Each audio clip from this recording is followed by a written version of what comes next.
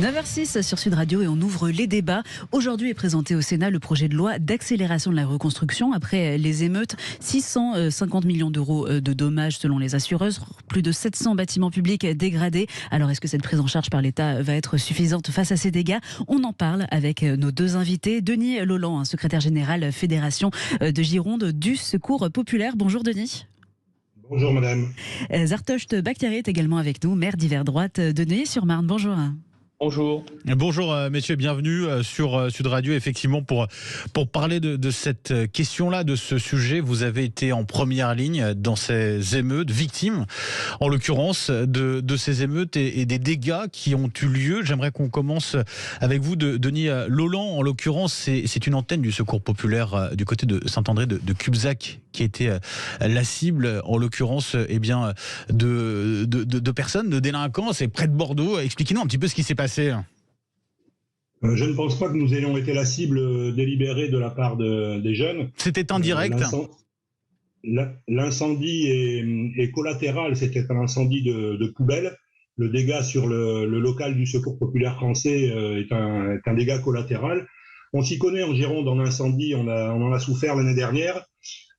Ici, c'est l'activité de cette structure dans un local municipal qui a été freinée lors de cet incendie, mais grâce à la solidarité des amis de tout le département et au-delà, l'activité a repris et dès cette semaine, ils font une braderie et les activités de l'été ne s'arrêteront pas pour le Secours Populaire. Qu'est-ce que vous avez perdu, en l'occurrence? Nous avons perdu l'intégralité des stocks de premiers secours, l'alimentaire, le vestiaire et puis surtout nos dossiers, nos fichiers. Une ancienne bénévole avait tracé l'histoire avec les archives, avait tracé l'histoire de ce comité. Cette belle histoire est perdue, mais encore une fois, le préjudice matériel a été remplacé par la solidarité des structures voisines. Nous sommes dans le département 17 comités et antennes du Secours Populaire français. Et comme je vous le disais, l'activité a d'ores et déjà repris. La mairie d'ores et déjà annoncé nous reloger. Et ça, c'est capital et c'est important de l'entendre. Effectivement, Zartocht Bakhtiari, vous êtes, je le rappelle, un maire d'hiver droite de Neuilly-sur-Marne, commune qui a été impactée par ces émeutes. C'est important aussi de rappeler ce qui a été le plus à déplorer du côté de votre commune. Expliquez-nous un petit peu. De notre côté, on a eu de très lourds dégâts dès la deuxième nuit, puisqu'en réalité, on a eu 7 voitures de la police municipale, service qui a été créé il y a à peine 2 ans, donc avec des voitures neuves qui ont été totalement calcinées. On a également une école maternelle qui a été caillassée, mais dans ce qui a été complètement brûlé et qui n'existe plus, il y a le service logement, donc tout un local municipal une mairie annexe en réalité avec tous les dossiers des demandeurs de logement, plus de 2300 demandeurs de logement qui sont en situation difficile, qui sont partis en fumée, donc ce qui est terrible. On a juste à côté la mission locale, là aussi, qui a été endommagée par les flammes, la mission locale, donc je le rappelle, qui accueille les 16-25 ans qui sont en situation de recherche d'emploi, d'accompagnement, parfois de décrochage scolaire, donc ce qui est absolument incompréhensible.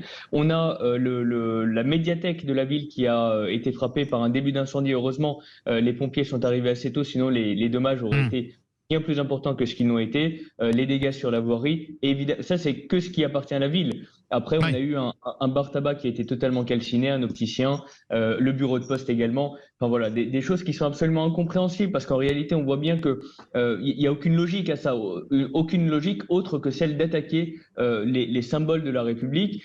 Partout où il y avait un drapeau, partout où il y avait écrit service public, en fait, ces services ont été attaqués. Donc moi, je le déplore très profondément. Vous avez d'ores et déjà chiffré ces dégâts? On est à plus de 2 millions d'euros de dégâts sur toute la ville. Donc moi, quand j'entends l'estimation de 650 millions d'euros, moi je suis assez circonspect parce que on précise, pour l'instant, on n'est que sur une première estimation et on nous dit très clairement que effectivement ce chiffre il va être amené à grimper, quoi. Bien sûr, parce que quand vous avez une école, ne serait-ce qu'une école, une boîte, une classe, c'est 800 000 euros. 800 000. Donc, quand vous avez une école avec 8-10 classes, donc c'est quasiment 6-8 millions d'euros de dégâts qui sont partis. Donc, c'est pour ça que moi, je pense que vu le nombre d'écoles, de mairies, de différents locaux uniquement municipaux qui ont été, ou en tout cas publics, qui ont été attaqués, je pense que le chiffre est bien plus élevé que ce qui nous a été annoncé à ce moment-là. Denis Lauland, je rappelle, secrétaire général de la Fédération de Gironde du Secours Populaire. Vous nous expliquiez un peu ce sinistre du côté de l'antenne du Secours Populaire de Saint-André de Cubzac, près de Bordeaux. Alors, l'activité a d'ores et déjà repris, vous nous l'avez dit, effectivement. Et puis la mairie vous a trouvé du coup un nouveau local, un nouveau bâtiment temporaire ou dans la durée. Comment ça va se passer, ça ? Alors, temporaire pour cet été, puis un autre bâtiment dès la rentrée, mais qui est qui ne sera une installation que pour un an, puisque le bâtiment est destiné à d'autres projets par la suite. Mais je ne doute pas qu'avec la collectivité, nous trouverons la solution pour laisser fonctionner l'association. Monsieur le maire, je vous crois, sur les dégâts, c'est désolant. Mais j'espère que vous pouvez collaborer avec les associations qui, comme nous, créent du lien social et dont c'est le projet. Nous, pour l'été, encore une fois, au-delà des activités ponctuelles, on organise pour les jeunes des départs en vacances de toutes sortes, en colonie ou en famille, ainsi que des journées bonheur de découvertes culturelles, touristiques, sportives. On n'oublie pas la solidarité dans le monde. Un deuxième bus partira pour le Maroc cet été dans le cadre de solidarité internationale et accompagné par des mouvements d'enfants copains du monde. Toutes ces activités de solidarité, de proximité font du lien social et font de la sécurité. Donc, monsieur le maire, j'espère que vous avez une bonne équipe du Secours Populaire et des autres associations dans votre commune. Nous, ce sera le cas à Saint-André de Cubzac, je ne doute pas que nous réussirons. Qui est une commune, c'est important aussi de le préciser, Denis Lauland, qui est un peu particulière. C'est une commune très calme, il n'y a pas de cité. Hein. Tout à fait. Il n'y a pas de cité, mais c'est un peu une ville dortoir de la grande agglomération, à quelques kilomètres. Mais non, cette collectivité est parfaitement calme et comme je vous l'ai dit, je ne pense pas que le local ait été la cible. Oui, ouais. Et je crois que ça relève plutôt de la bêtise et d'un feu de poubelle.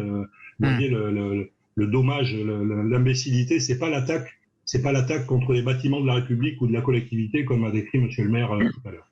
Zartash Bakhtiari, vous avez entendu à l'instant Denis Lauland qui parlait de l'importance justement de cette entente, de cette discussion permanente entre les associations et les maires et cette nécessité aussi de conserver cette solidarité. C'est quelque chose que vous entendez, un message que vous entendez vous-même ?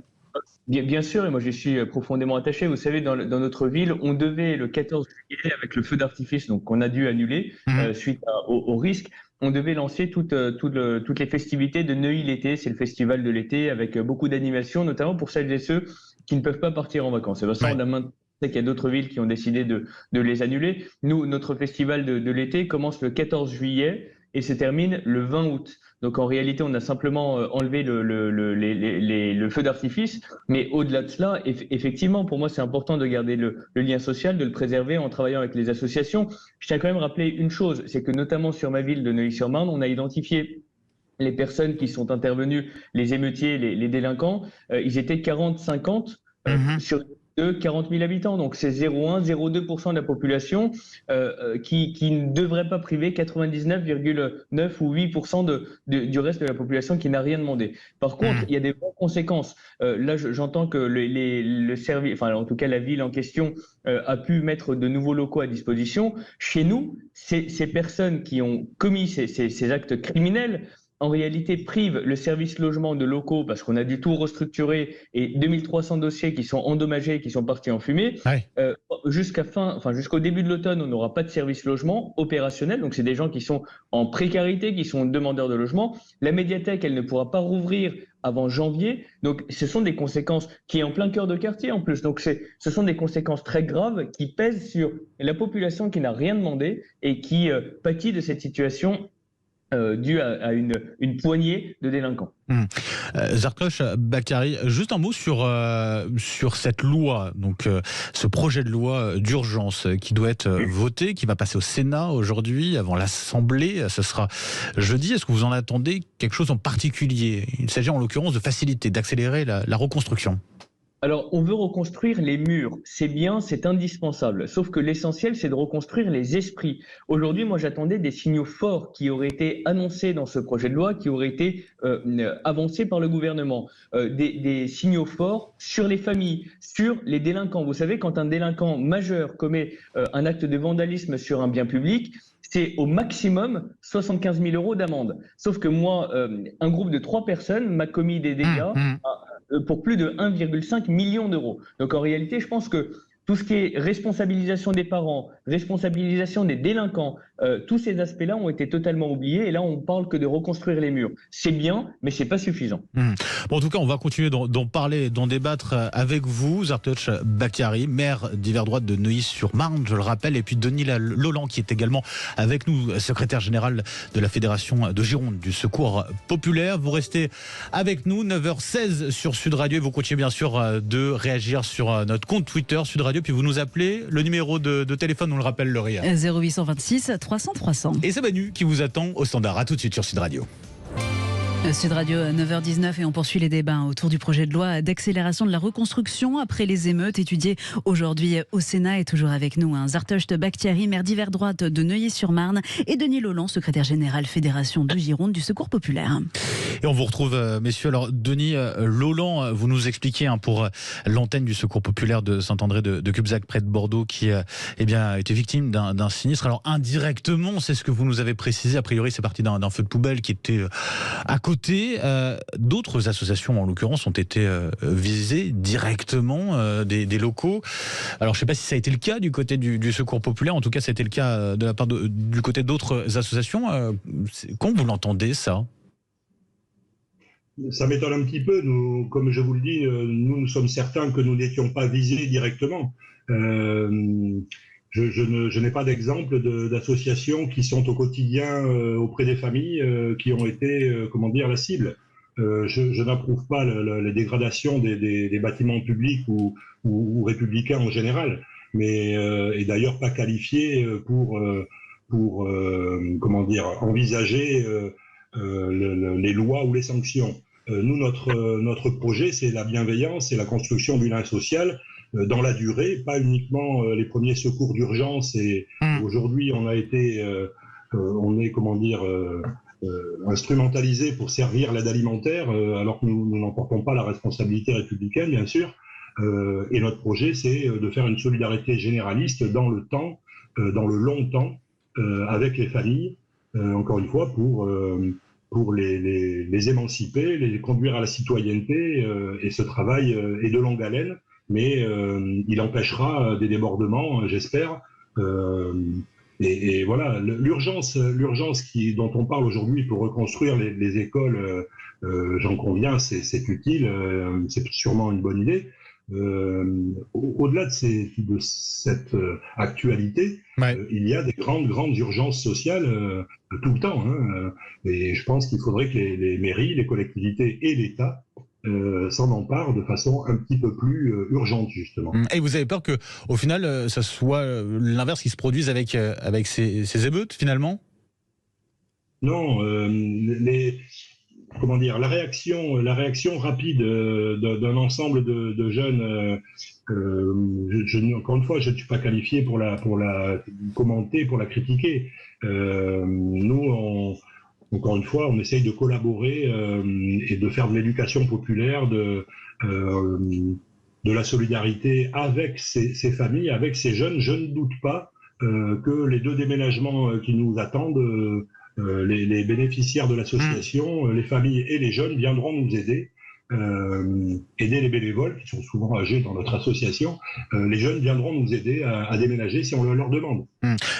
Zartoch Bakhtiari, on l'a évoqué juste avant la pub avec vous. Je rappelle, vous êtes maire d'hiver droite de Neuilly-sur-Marne, pas mal de dégâts, 2 millions d'euros de dégâts dans votre ville.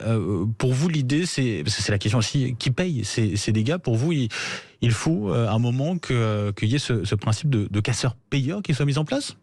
Mais c'est évident, pour moi c'est une évidence pour une raison très simple. D'abord, il faut quand même se dire une chose, quand on dit l'État paiera ou imaginons qu'on aille chercher des subventions de la région, du département, de la métropole. En réalité, derrière les subventions, qui va payer? Ce sont les Français, tous les Français qui vont payer. Donc c'est l'ultra-majorité qui n'a rien fait, qui n'a rien demandé à personne, qui subit d'une part les dégâts et les conséquences de ces dégâts, la fermeture des services publics pendant des mois et des semaines, et d'autre part devra aussi passer à la caisse. Au bout d'un moment, il y en a assez. Encore une fois, c'est une poignée de personnes, c'est 40-50 personnes. Moi, je pense qu'il faut arrêter avec la culture de l'excuse permanente.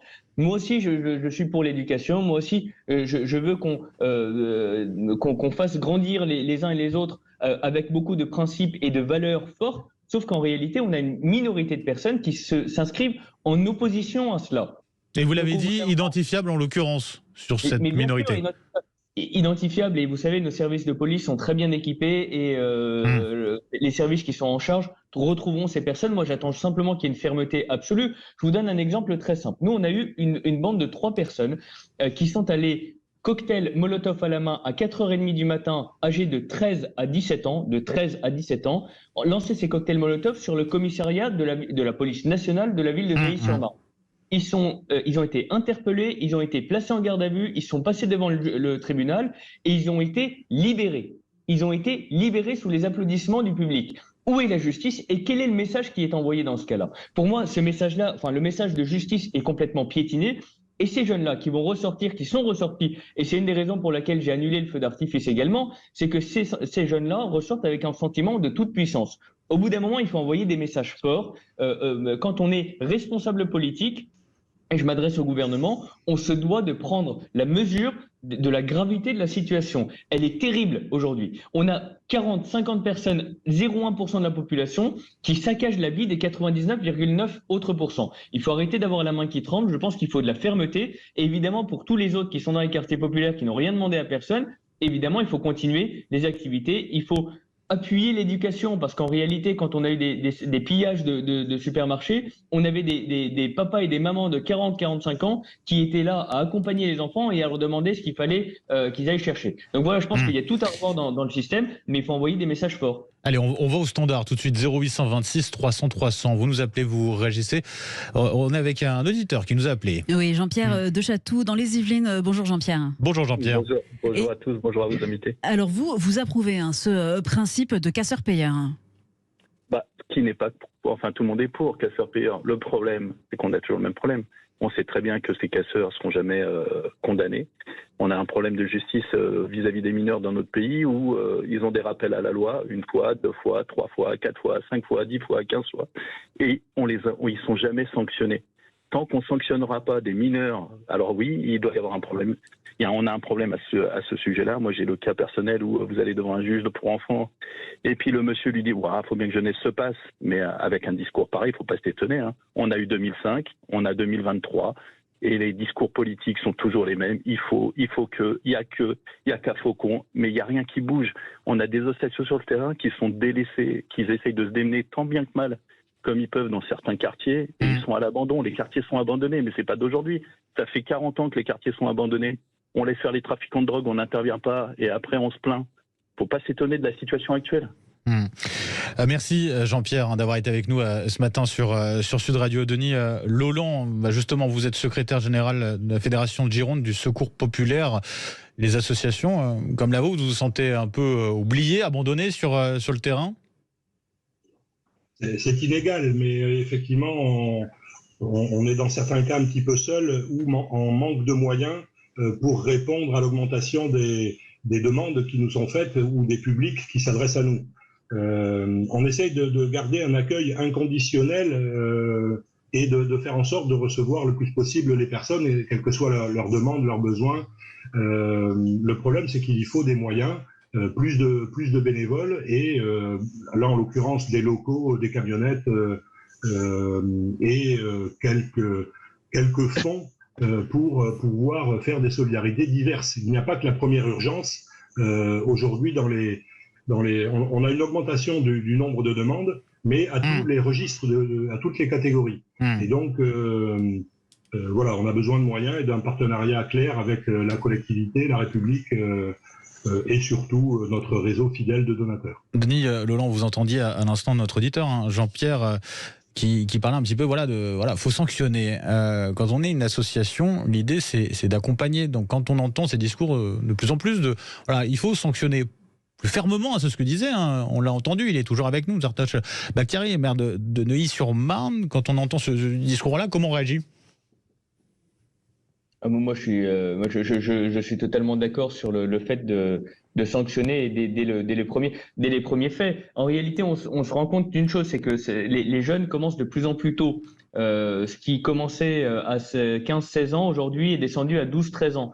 Nous, on a même eu un jeune, c'est ce qui m'a été rapporté par un des agents municipaux qui a croisé ce jeune, un jeune de 9 ans qui était dehors. Bon, il n'avait pas fait grand-chose à 9 ans, mais il était quand même dans la démarche de... Donc en réalité, je pense que les parents qui sont dépassés par des enfants qui, à 13 ans, à 4h30 du matin, sont dehors avec un cocktail Molotov à la main, je pense que ces jeunes-là, il faut les mettre dans des centres de redressement. Une fois qu'on les a redressés, on les rend à leur famille. Mais aujourd'hui, en fait, si on ne le fait pas, c'est toute la société qui en pâtit et qui en subit les conséquences. Alors c'est un discours de fermeté très, très fort, que vous dites ici, Zartoch Bakhtiari. J'aimerais aussi entendre justement Denis Lalande par rapport à ce discours-là que vous tenez, ce discours de fermeté très clair. C'est vrai que quand on est une association, je disais Denis Lalande, en l'occurrence, on est là pour la solidarité, on est là pour accompagner. Et là, en l'occurrence, on l'entend, le discours ambiant, on est plus sur il faut des sanctions plus fortes, il faut davantage de fermeté. Et comment vous réagissez justement à cette ambiance-là, à ce discours qu'on a aujourd'hui là-dessus ? Je vous l'ai dit, je ne suis pas qualifié pour déterminer des sanctions ou pour redresser quiconque. Notre projet, c'est la solidarité, le lien social, et j'en ai fait référence tout à l'heure. Pour les enfants, c'est effectivement la première cible de nombreuses associations, dont la nôtre, parce que la pauvreté infantile met longtemps à se résorber. Nous, on anime un mouvement d'enfants copains du monde et on invite donc ces enfants à pratiquer la solidarité, travailler entre eux, entre familles bien intégrées en France et les enfants de migrants ou avec des enfants d'autres pays.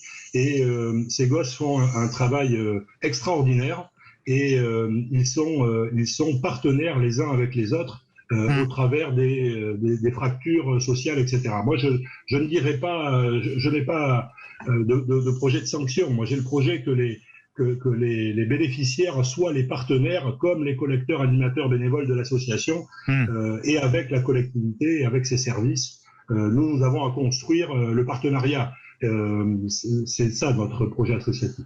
Un grand merci en tout cas à vous deux d'avoir été avec nous ce matin sur Sud Radio pour débattre ensemble, bien sûr, dans le grand matin été de Sud Radio. Un grand merci à vous, Denis Lalande, secrétaire général de la Fédération de Gironde du Secours Populaire.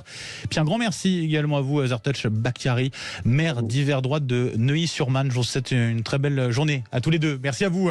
Merci. Allez, on conclut justement ces débats avec la question du jour qu'on vous posait sur nos réseaux sociaux, on la rappelle, et on conclut sur les votes. Oui, dégâts et émeutes, que pensez-vous du principe de casseur-payeur défendu par Marine Le Pen? Bonne idée, inapplicable, mauvaise idée ou sans avis? Une grande majorité pense que c'est une bonne idée, 77%, avec des messages qui reviennent autour peut-être d'un travail d'intérêt général, comme par exemple celui-ci.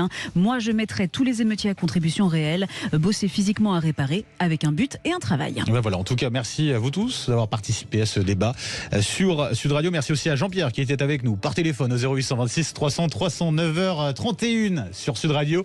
On revient dans un instant, bien sûr, avec votre invitée, Laurie, en l'occurrence. Alors, c'est pas une Laurie, c'est une Emma. Emma Domas. Bah oui, une ancienne de la Star Academy. À tout de suite sur Sud Radio.